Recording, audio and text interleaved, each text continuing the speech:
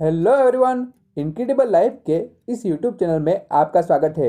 इस वीडियो में हम बात करने वाले हैं कि हमें कॉलेज में एडमिशन लेने से पहले कौन कौन सी बातें ध्यान में रखनी चाहिए। तो चलिए स्टार्ट करते हैं।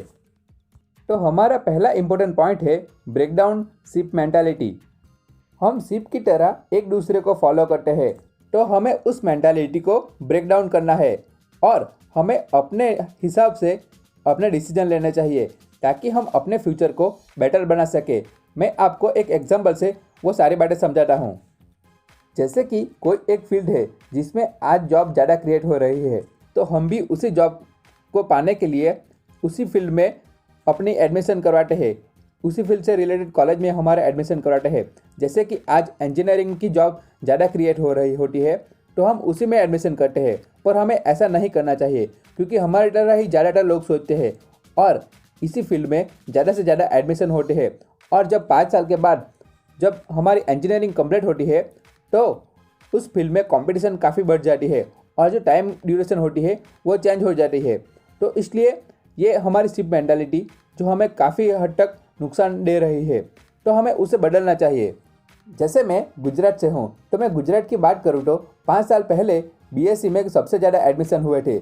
उसका रीज़न ये था क्योंकि उस टाइम पे उसके अगले साल पर जो प्राइमरी स्कूल है और हाई स्कूल है उसमें गवर्नमेंट जॉब ज़्यादा क्रिएट हुई थी, यानी कि टीचर्स की जो भर्तियाँ है वो ज़्यादा हुई थी। इसलिए उस चीज़ को सोचकर ज़्यादा से ज़्यादा लोगों ने बीएससी में एडमिशन किया था। तो वो शिप मेंटालिटी ही थी। पर हमें ये भी सोचना चाहिए कि क्या आने वाले टाइम में फिर से वही सिचुएशन आएगी या नहीं आएगी। जैसे कि हम सब जानते हैं कि कोई भी अगर गवर्नमेंट जॉब में लगता है तो वो 30 से 35 साल तक जॉब करता है। तो 5 साल के पहले यानी कि छठे साल पर गुजरात में जो पुराना एक बैच था जो काफ़ी सालों से काम कर रहा था, वो बैच रिटायर हुआ था। उसके बदले में नई भर्तियाँ हुई थी। तो उस टाइम पे सबसे ज़्यादा गवर्नमेंट भर्तियाँ होने के कारण काफ़ी सारे लोगों ने उन पर इन्फ्लुएंस होकर बीएससी में एडमिशन लिया था, जबकि वो आने वाले साल में गवर्नमेंट जॉब वहाँ पर क्रिएट होगी या नहीं उसका कोई फ्यूचर भी नहीं था। मैं ऐसा नहीं कह रहा हूँ कि जो 5 साल पहले गुजरात में जिन लोगों ने बीएससी में एडमिशन लिया था उनको गवर्नमेंट जॉब नहीं मिलेगी, उनको भी मिलेगी, पर कंपटीशन काफ़ी ज़्यादा होगी और ये एक तरह से सिस्टम को इनबैलेंस भी कर देगा। और दूसरी बात ये है कि उनको प्राइवेट जॉब तो मिल ही सकती है, पर जो गवर्नमेंट जॉब का पैटर्न है उसे हमें समझने की कोशिश करनी चाहिए कि किस टाइम पर गवर्नमेंट जॉब क्रिएट होती है और किस टाइम पर जॉब नहीं क्रिएट होती है। हमें किसी भी जॉब या फिर बिजनेस के लिए भी ये बात ध्यान में रखनी चाहिए कि आने वाले 5 साल के बाद फ्यूचर क्या चेंज होने वाला है, तो उसके हिसाब से हमें डिसीजन लेना है, ना कि शिप मेंटालिटी को फॉलो करना है। अब बात करते हैं दूसरे पॉइंट के ऊपर, वो है your decision is a right decision. जैसे कि हमें हर किसी की एडवाइस तो लेनी चाहिए, पर हर किसी का जो डिसीजन होता है वो हमें अपने लिए नहीं लेना चाहिए, क्योंकि वो काफ़ी डेंजरस हो सकता है। मैं आपको इसका भी एक एग्जांपल से समझाता हूँ। जैसे कि आपके रिश्तेदार आपको एडवाइस देते होंगे कि मैंने अपने बेटे को ये कोर्स करवाया और वो आज कंप्लीट करके अच्छी पोजीशन पर जॉब भी कर रहा है और काफ़ी सारी सैलरी भी ला रहा है, पर हमें ये एडवाइस को फॉलो नहीं करनी चाहिए। क्यों? क्योंकि उस टाइम पे कंडीशन काफ़ी अलग थी और आज कंडीशन काफ़ी अलग है और आने वाले 4 साल के बाद कंडीशन काफ़ी अलग होने वाली है। जैसे कि उनके बेटे ने जब जॉब ज्वाइनिंग की थी तब डिमांड उस फील्ड में होगी, पर आज वो डिमांड बदल भी सकती है। जैसे कि काफ़ी टाइम पहले कई फील्ड में काफ़ी जॉब क्रिएट हुई थी, पर आज वो जॉब क्रिएट नहीं हो पा रही है। क्यों? क्योंकि कोविड-19 के कारण लॉकडाउन हो चुका है और काफ़ी सारे जो बिजनेस है वो बंद पड़े हुए हैं। तो उस टाइम पे वो जॉब की जो सिचुएशन है वो बदल जाती है। जैसे कि अब आने वाले टाइम में कंप्यूटर से रिलेटेड जॉब ज़्यादा बढ़ेगी, तो उस तरह से टाइम टू टाइम सिचुएशन बदलती रहती है। तो उस सिचुएशन को ध्यान में रखकर हमें अपना डिसीजन लेना चाहिए। हमें हर किसी के पास से एडवाइस लेनी चाहिए और उस पर सोच विचार करना चाहिए और उसके बाद डिसीजन लेना चाहिए खुद से। क्योंकि अगर हम 5 साल के बाद किसी भी फील्ड में फेल हो जाते हैं तो हम किसको ब्लेम करेंगे? अगर हम खुद का ही डिसीजन लेंगे तो अपने आप को ब्लेम भी नहीं कर पाएंगे और उसको चेंज करने की कोशिश करेंगे। जबकि हम कई बार दूसरों के कहने पर जब डिसीजन या फिर कोई भी चीज़ करते हैं और उसमें फेल हो जाते हैं, तो हमें पूरी लाइफ तक उसी को ब्लेम करते रहते हैं कि आपके कहने पर मैंने ये किया और ये नहीं हुआ। तो इस तरह से हमें खुद का ही डिसीजन लेना चाहिए, भले वो सही हो या गलत। क्योंकि हम गलत अगर सही हो तो कोई प्रॉब्लम ही नहीं है कि आपको आपके डिसीजन पर गर्व होगा कि मैंने ये डिसीजन लिया था। पर अगर आपका डिसीजन गलत हुआ तो आप उसे चेंज करने की कोशिश करोगे, आप अपने आप को ब्लेम कभी नहीं करोगे और उस कंडीशन से कैसे बाहर आ सको उस पर काम करोगे। तो इसलिए हमें डिसीजन अपने आप से ही लेने चाहिए, दूसरों के कहने पर हमें डिसीजन कभी भी नहीं लेने चाहिए। पर हमें यह भी नहीं भूलना चाहिए कि हमें एक्सपर्ट की एडवाइस न ले और उनसे बात करके पूरी तरह से डिटेल में एक्सप्लेन करके या फिर पूरी कंडीशन को समझकर सोच समझ कर ही डिसीजन लेने चाहिए। क्योंकि हमारे डिसीजन भी काफ़ी टाइम तक गलत हो सकते हैं। कोई भी डिसीजन लेने का परफेक्ट फार्मूला किसी के पास भी नहीं है।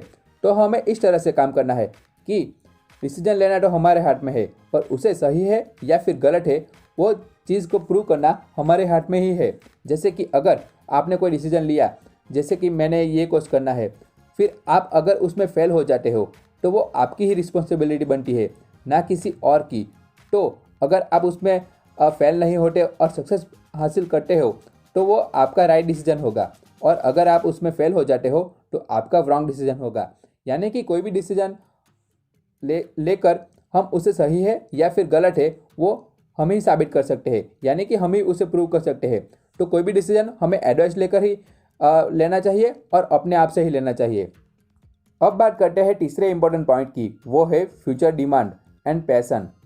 तो हमें आने वाले फ्यूचर को ध्यान में रखकर डिसीजन लेना चाहिए। जैसे कि 5 साल पहले की बात करूँ तो सबसे पहले मैकेनिकल इंजीनियरिंग का स्कोप तब ज़्यादा था, पर उसके बाद टेक्नोलॉजी की ऑटोमेशन आने वाली शुरू हो गई और जो बड़ी बड़ी इंडस्ट्री थी यानी कि ऑटोमोबाइल इंडस्ट्री थी, उन्होंने भी काफ़ी सारे जो उनके कर्मचारी है उनको बाहर का रास्ता दिखाया। क्योंकि उन्होंने टेक्नोलॉजी लगा ली। जहाँ पर 1000 लोग काम कर रहे थे वहाँ पर सिर्फ अब 100 लोग काम कर रहे हैं। क्योंकि टेक्नोलॉजी आ गई। तो उस तरह से डिमांड हर टाइम बदलती रहती है। जैसे कि 5 साल पहले इंटरनेट पर हमारा इंडिया में फ्यूचर काफ़ी कम था, पर उसके बाद जियो आया और जियो ने काफ़ी सारी जो कंडीशन थी वो बदल दी और इंटरनेट पर काफ़ी सारी जॉब क्रिएट हुई। तो इस तरह से टाइम टू टाइम जॉब बदलती रहती है। जैसे कि अभी कोविड-19 आ गया है तो काफ़ी पूरे इंडिया में लॉकडाउन है, तो काफ़ी सारे जो बिजनेस है अब उसे राइज करने में काफ़ी टाइम लगेगा और जो जॉब की जो नई क्रिएट होने की चांसेस है वो भी कम हो जाएंगे। तब नई जॉब भी क्रिएट होगी, ऐसा नहीं है कि नहीं होगी, पर ये फ्यूचर अभी जो कंडीशन बन रही है उसके हिसाब से बनता है। तो इसलिए हमें आज के जो टाइम है उसको ध्यान में रखकर आने वाले फ्यूचर के लिए डिसीजन लेना चाहिए। जैसे कि मैंने काफ़ी टाइम पहले एक बुक पढ़ी थी, उसमें ऑथर ने काफ़ी रिसर्च के साथ बताया था कि 21वीं सेंचुरी में धीरे धीरे ये कंडीशन होगी और यही तरह के लोग होंगे जो आगे जाके सर्वाइव कर पाएंगे, जिसमें उन्होंने 3 तरह के लोगों का जिक्र किया था। इसमें अगर पहले टाइप की बात करें तो क्लिक मिलियनर, यानी कि जो पहले से ही मिलियनर या फिर बिलियनर है, जिसमें कोई भी आ सकता है, जैसे कि बिजनेसमैन, स्टॉक रिटेलर या फिर सेलिब्रिटी या फिर क्रिकेटर या फिर म्यूजिशियन, जिनके पास पहले से ही पैसे अवेलेबल होते हैं तो वो इन पैसों को फिर से इन्वेस्ट करके या फिर यूज़ करके और भी ज़्यादा पैसे कमा सकते हैं। तो उनको आने वाले फ्यूचर में कोई भी दिक्कत नहीं आने वाली, यानी कि वो आसानी से सर्वाइव कर जाएंगे। अब दूसरे टाइप की बात करें तो उसमें ऑथर ने एक्स्ट्रा स्किल और टैलेंटेड लोगों की बात की थी। क्योंकि किसी के भी पास अगर एक्स्ट्रा स्किल है या फिर टैलेंट है तो उस टैलेंट को यूज़ करके वो पैसे कमा ही लेगा और अपने आप को सर्वाइव कर पाएगा। तो इस तरह से दूसरे टाइप के लोग वो होंगे जिनके पास एक्स्ट्रा स्किल होगी या फिर टैलेंट होगा। वो स्किल कोई भी हो सकती है, जैसे कि म्यूज़िक हो सकती है, डांसिंग, सिंगिंग या फिर इन्वेस्टिंग। कोई भी स्किल ऐसी हो सकती है जिसमें आप एक्स्ट्रा ऑर्डिनरी परफॉर्मेंस करके आप पैसे कमा सकते हो।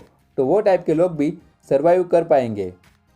अब तीसरे टाइप के लोगों की बात करें तो वो है टेक्नोलॉजी एडाप्टर और एक्सपर्ट।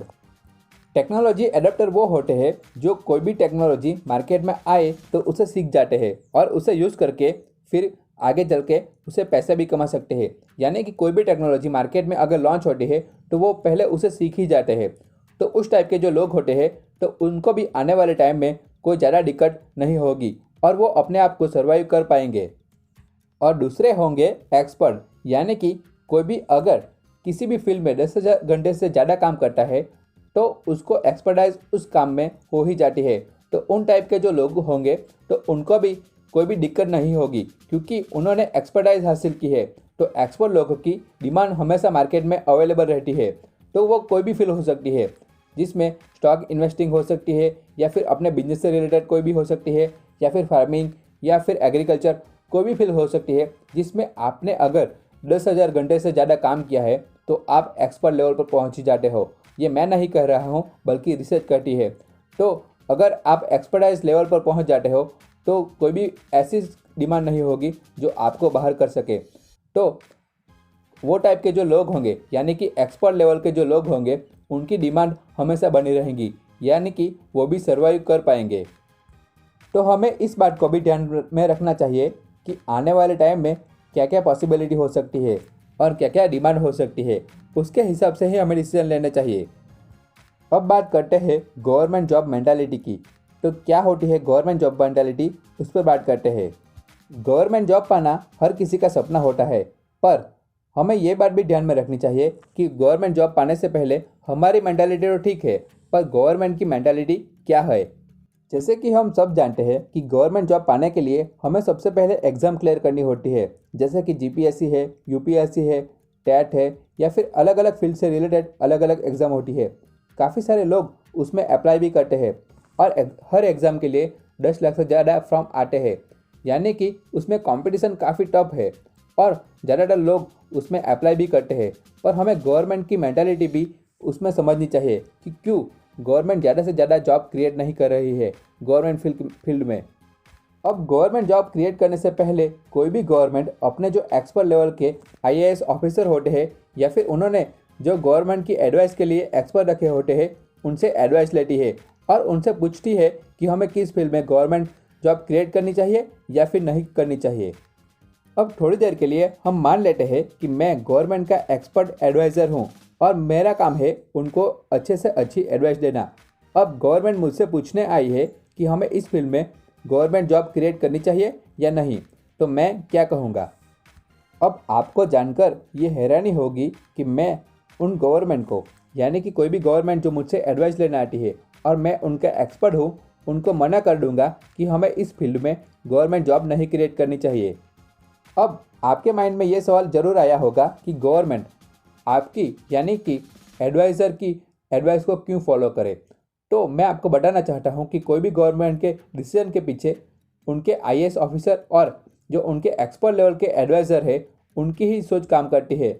जैसे कि कोई भी कंट्री को या फिर कोई भी स्टेट को आगे बढ़ाने के लिए जो उनके एक्सपर्ट कितने काबिल है और उनके आईएएस ऑफिसर कितने काबिल है, उनसे ही वो प्लानिंग होती है और उनसे ही गवर्नमेंट की जो स्कीम होती है या फिर पॉलिसियाँ होती है या फिर राहत पैकेज होते हैं, वही सब डेटा एनालिसिस करके वही गवर्नमेंट की सारी स्कीम निकालते हैं और वो स्कीम गवर्नमेंट को देते हैं और उन पर एग्री करना गवर्नमेंट का काम होता है। क्योंकि अगर गवर्नमेंट खुद से ही डिसीजन लेने लग गई तो वो पूरे 5 साल तक पॉलिटिक्स ही करते रहेंगे और सही डिसीजन कभी भी नहीं ले पाएंगे। इसलिए कोई भी गवर्नमेंट को चलाने के लिए जो उनके एक्सपर्ट होते हैं, यानी कि उनके एडवाइज़र होते हैं, उनकी सोच काफ़ी इम्पैक्ट करती है। और अगर गवर्नमेंट मुझसे पूछने आए और मैं अगर उनका एक्सपर्ट हूँ, तो मैं उनको मना ही करूँगा कि आपको उस फील्ड में गवर्नमेंट जॉब क्रिएट नहीं करनी चाहिए। हम बात करते हैं कि मैं, यानी कि गवर्नमेंट ऑफिसर गवर्नमेंट को मना क्यों करता है कि इस फील्ड में हमें गवर्नमेंट जॉब नहीं क्रिएट करनी चाहिए, क्योंकि उनसे गवर्नमेंट का लॉस होता है। अब लॉस वो कैसे होता है वो मैं आपको बताता हूँ। जैसे कि कोई भी गवर्नमेंट कर्मचारी, यानी कि कोई भी पर्सन है जो गवर्नमेंट जॉब करता है, तो उसकी पूरी रिस्पॉन्सिबिलिटी गवर्नमेंट के ऊपर आ जाती है और उसे पूरे जब तक वो गवर्नमेंट की पोस्ट पर रहे तब तक उन्हें सैलरी देनी होती है और उसके बाद पेंशन भी देनी पड़ती है। अब ये सारा जो खर्चा है वो गवर्नमेंट की तिजोरी से जाता है। और भी दूसरी कई बातें हैं जो गवर्नमेंट जॉब क्रिएट होने से गवर्नमेंट को रोकती है। जैसे कि ज़्यादा से ज़्यादा गवर्नमेंट जॉब होगी तो जो गवर्नमेंट की तिजोरी पर इम्पैक्ट होगा वो काफ़ी बड़ा होगा, क्योंकि एक दो तो गवर्नमेंट जॉब क्रिएट नहीं होगी। अगर गवर्नमेंट जॉब क्रिएट करनी है तो लाखों की संख्या में करनी होगी और उन सब की सैलरी और उनके बाद उनको पेंशन, तो गवर्नमेंट पर उनका काफ़ी बोझ पड़ता है। और जैसे कि हम सब जानते हैं कि गवर्नमेंट एम्प्लॉय की सैलरी सबसे ज़्यादा होती है और के कंपेयर में, फिर भी वो कई बात पर गवर्नमेंट से लड़ते झगड़ते रहते हैं। जैसे कि किसी बात पर वो अनशन पर बैठ जाते हैं या फिर उनकी सैलरी को लेकर काफ़ी हंगामे होते हैं, जैसे कि पेंशन के लिए या फिर सैलरी में बढ़ोतरी के लिए या फिर जो महंगाई का इंक्रीमेंट है उसके लिए, तो वो गवर्नमेंट से कहीं ना किसी बात पर उनसे झगड़ा चलता ही रहता है। उनके जो यूनियन है वो गवर्नमेंट के साथ बहस करते ही रहता है। तो अब गवर्नमेंट उन सब चीज़ों से मुक्त होना चाहती है, तो इसलिए वो नए नए रास्ते खोज रही है। तो इसलिए काफ़ी जो गवर्नमेंट जॉब है वो क्रिएट होनी चाहिए थी, वो नहीं हो पा रही है। जैसे कि हम स्कूल सिस्टम की बात करें तो प्राइवेट स्कूल आज ज़्यादा बढ़ गए हैं और गवर्नमेंट स्कूल काफ़ी कम रह गए हैं, क्योंकि गवर्नमेंट ने वहाँ पर लॉजिक ये लगाया कि वो डायरेक्टली तो जो गवर्नमेंट टीचर थे उनको निकाल नहीं सकते थे। एक बार उन्होंने ही उनको भर्ती किया था तो वो उनको निकाल नहीं सकते थे, तो उन्होंने दूसरा रास्ता अपनाया कि प्राइवेट स्कूलों की संख्या को और ज़्यादा बढ़ा दिया। और आज ये कंडीशन हो गई है कि ज़्यादातर बच्चे प्राइवेट स्कूल में जाना चाहते हैं और वहाँ पर ही एजुकेशन लेते हैं। तो गवर्नमेंट जो स्कूल है उसमें स्टूडेंट काफ़ी कम हो गए हैं, तो अब गवर्नमेंट को नई भर्ती करने की ज़रूरत ही नहीं पड़ती और इसलिए उन्होंने दूसरा उनका जो रास्ता था उनमें वो सफल हुए हैं। उन्होंने हद से ज़्यादा प्राइवेट स्कूलों को मान्यता दे दी और उनमें जो एडमिशन हुए तो वो वहाँ पर ही पढ़ाई करने लगे और प्राइवेट स्कूल की जो फैसिलिटी है वो प्राइवेट स्कूल वालों को ही प्रोवाइड करनी थी, तो गवर्नमेंट पर उनका भी बोझ नहीं पड़ा। तो अब जो गवर्नमेंट है वो अपने इरादे में सक्सेसफुल हुई है। अब ये फार्मूला केवल स्कूल तक सीमित नहीं है, पर अब हर फील्ड में इसे गवर्नमेंट यूज़ कर रही है। जैसे कि सिविल की बात करें तो रोड और रेलवे का जो काम है वो भी अब गवर्नमेंट प्राइवेट कंपनियों को दे रही है, ताकि उनके जो एम्प्लॉय का खर्चा है वो भी गवर्नमेंट का बच सके और जो इंस्ट्रूमेंट है यानी कि जो भी खर्चा होने वाला है वो गवर्नमेंट का बच सकता है। अगर हाईवे की बात करें तो काफ़ी सारी जो कंपनियां हैं वो टेंडर पास करके गवर्नमेंट उनको कॉन्ट्रैक्ट दे देती है और उसके बाद टोल टैक्स के मुकाबले उनको गवर्नमेंट बाद में पेमेंट करती है। तो इस हिसाब से देखा जाए तो सारी सिस्टम गवर्नमेंट अब धीरे धीरे प्राइवेट सेक्टर कर रही है। तो आने वाले फ्यूचर में गवर्नमेंट जॉब काफ़ी कम क्रिएट होगी, तो हमें इस बात को समझना चाहिए और उसी तरह से हमें तैयारी भी करनी चाहिए कि अगर आप गवर्नमेंट जॉब की प्रिपरेशन अभी से कर रहे हो तो भी हमें ये बात सोचनी चाहिए कि गवर्नमेंट की मेंटालिटी क्या है, क्योंकि भले ही आप में काफ़ी सारी कैपेसिटी हो गवर्नमेंट जॉब पाने की, पर गवर्नमेंट की मेंटालिटी नहीं है गवर्नमेंट जॉब देने की, तो आपका कोई भी फ़ायदा होने वाला नहीं है। अभी मेरा ये कहना कभी नहीं था कि हमें गवर्नमेंट जॉब के लिए ट्राई नहीं करना चाहिए या फिर गवर्नमेंट जॉब फ्यूचर में क्रिएट नहीं होगी। गवर्नमेंट जॉब फ्यूचर में क्रिएट होगी, पर हमें ये बात को ध्यान में रखना है कि गवर्नमेंट की मेंटालिटी क्या है और उसी को ध्यान में रखकर हमें अपने डिसीजन लेना चाहिए। अब बात करते हैं पांचवें और आखिरी पॉइंट के ऊपर, वो है डेटा एनालिसिस। यानी कि हमें कोई भी फील्ड में एडमिशन लेने से पहले उसमें पूरी तरह से डेटा एनालिसिस करना चाहिए और उसी के हिसाब से डिसीजन लेना चाहिए। इस बात को हम एक एग्जाम्पल से समझते हैं। जैसे कि मान लो कि आपको अगर इंजीनियरिंग में एडमिशन लेना है तो आपको सबसे पहले क्या करना है कि आपको अगले 5 साल में जितने एडमिशन हुए हैं उनका डेटा निकालना है कि कितने लोगों ने इंजीनियरिंग में एडमिशन लिया है जिस फील्ड में आप जाना चाहते हो, और आने वाले 5 सालों में ये लोग कितने हो सकते हैं, यानी कि कितने लोग इसमें एडमिशन ले सकते हैं। जैसे कि इस साल कितने एडमिशन लेंगे तो आपको यहाँ पे पता चलेगा कि आपको आने वाले 5 साल के बाद कितने लोगों की कंपटीशन मिलने वाली है। तो इस तरह से हमें डिसीजन लेना चाहिए।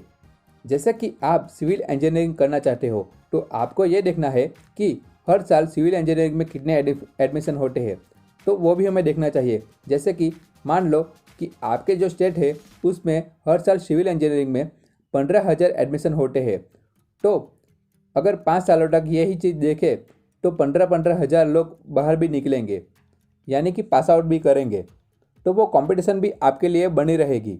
अब हर साल 15,000 लोग एडमिशन लेते भी होंगे और पास आउट भी होते होंगे, तब जब आप पास आउट होंगे तो आपके साथ तो 15,000 इंजीनियर निकलेंगे, पर आप टाइम टू टाइम जॉब पर नहीं लग गए तो आपके जो पिछले साल के यानी कि आपके पास आउट होने से पहले जो 15,000 स्टूडेंट निकले थे उनमें से भी काफ़ी सारे लोग होंगे जो जॉब पर नहीं लगे होंगे या फिर एक जॉब से दूसरी जॉब में शिफ्ट हो रहे होंगे, तो वो भी आपके कंपटीशन में होंगे। यानी कि 15,000 तो आपकी कंपटीशन में है ही, पर वो 5,000 भी यानी कि पिछले साल के 5,000 जो नहीं लगे होंगे जॉब पर, वो भी आपकी कंपटीशन में होंगे।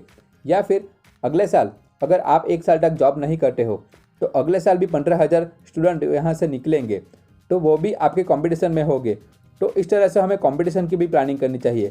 वैसे तो जैसे एरिया बड़ा होता है तो ये सारे डिवाइडेड भी होते होंगे, पर कंपटीशन तो वो भी बनी ही रहेंगी, क्योंकि वहाँ पर जो आईटीआई के वर्कर होंगे, यानी कि जो छोटे छोटे डिप्लोमा के कोर्स होंगे, उनसे भी सिविल इंजीनियरिंग में आए होंगे, तो वो भी आपकी कंपटीशन में तो होंगे ही।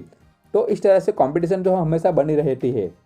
साथ ही साथ आपको अपनी कंपटीशन तो देखनी ही है, पर आपको डिमांड कितनी क्रिएट हो रही है वो भी देखना है। जैसे कि आप जब कितने एडमिशन हुए इनका डेटा निकालते हो, तभी आप वो भी डेटा निकालिए कि सिविल इंजीनियरिंग की आपके स्टेट में कितनी जॉब क्रिएट हो रही है हर साल। तो इस तरह से भी हमें सोचना चाहिए कि कितनी जॉब क्रिएट हो रही है, और उसी के हिसाब से हमें कोई भी कोर्स में एडमिशन लेना चाहिए। अब ज़्यादातर लोग ऐसा सोचेंगे कि अब कंप्यूटर में डिमांड आने वाली है, जैसे कि लॉकडाउन के कारण काफ़ी सारे जो बिजनेस है वो ऑटोमाइलेट मोड पर चले जाने वाले हैं। पर हमें 5 साल के बाद की सोचनी चाहिए कि उसके बाद क्या होगा, क्योंकि हर 5 साल में मार्केट बदलता रहता है। यानी कि अब हम कंप्यूटर की भी कोर्स करेंगे तो 5 सालों तक तो उसकी डिमांड रहेगी, और 10 सालों तक भी रह सकती है, पर हर साल मार्केट बदलता रहता है। तो हमें उससे भी आगे की सोचनी चाहिए और उसी के हिसाब से अपना डिसीजन लेना चाहिए। क्योंकि अगर मान लो कि आपके जैसे ही हर किसी ने सोचा कि कंप्यूटर में अब डिमांड बढ़ने वाली है, तो हर कोई वहाँ पर ही जाएगा, और डेफिनेटली जाएगा ही। और वहाँ पर एडमिशन इतने ज़्यादा होंगे कि उस फील्ड में आने वाले 5 साल में कंपटीशन और भी टफ होगी। तब क्या, तब हम कैसे सर्वाइव करेंगे? तो उस बात को हमें फोकस करके अपना डिसीजन लेना चाहिए। और ऐसा नहीं है कि कंपटीशन के कारण हम जॉब नहीं लग पाएंगे या फिर हम पैसे नहीं कमा पाएंगे। हम सब चीज़ कर पाएंगे, पर हमारी स्किल ज़्यादा बेहतर होनी चाहिए, तभी हम कोई भी चीज़ में सर्वाइव कर पाएंगे। तो हर चीज़ में डिमांड भी है और सप्लाई भी है, पर हमें किस तरह से हैंडल करना है वो हमारे हाथ में है।